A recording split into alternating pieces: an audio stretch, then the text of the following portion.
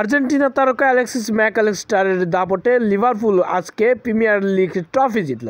৮২ point নিয়ে সবাইকে হারিয়ে সবাইকে পিছনে ফেলে আজ শিরোপা জিতল তারা। টটেনহামকে ৫ গোলে উড়িয়ে দিয়ে ৮২ পয়েন্ট নিয়ে শিরোপা জিতা নিয়ে বিস্তারিত থাকছে শামীম আহমেদের লেখা প্রতিবেদনে। আজ রাতে শিরোপা ধরার লড়াইয়ে মাঠে নেমেছিল লিভারপুল টটেনহামের বিপক্ষে। প্রিমিয়ার লিগে পয়েন্ট টেবিলের শীর্ষে থাকা দলই প্রিমিয়ার লিগ ট্রফি জিততে পারে, সেই সমীকরণে আজ রাতে মাঠে নেমেছিল লিভারপুল টটেনহামের বিপক্ষে।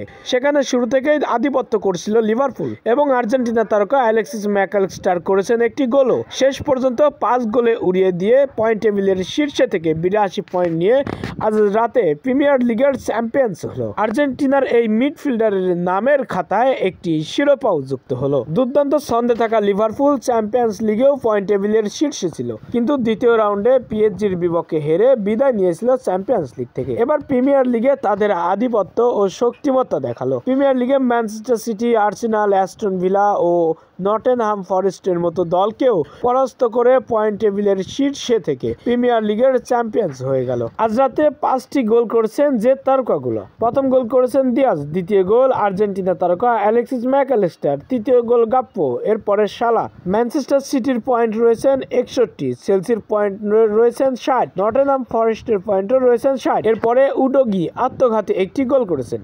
টটেনহাম প্রতিপক্ষরা মাত্র একটি গোল করেছেন শালঙ্কো। প্রিমিয়ার লিগের পয়েন্ট টেবিলে হাড্ডাহাড্ডির লড়াই ও প্রতিযোগিতা করেছেন লিভারপুলের সঙ্গে আর্সেনাল, কিন্তু অনেক পিছিয়েই রয়েছেন তারা। আর্সেনালের পয়েন্ট রয়েছেন ৬৭। এই সব কিছু মিলিয়ে লিভারপুলের ধারে কাছেও কেউ ফিরতে পারেনি। লিভারপুলের সমান ম্যাচ খেলে ৮২ পয়েন্ট নিয়ে পয়েন্ট টেবিলের শীর্ষে থেকে আজ রাতে শিরোপা জিতে নিল।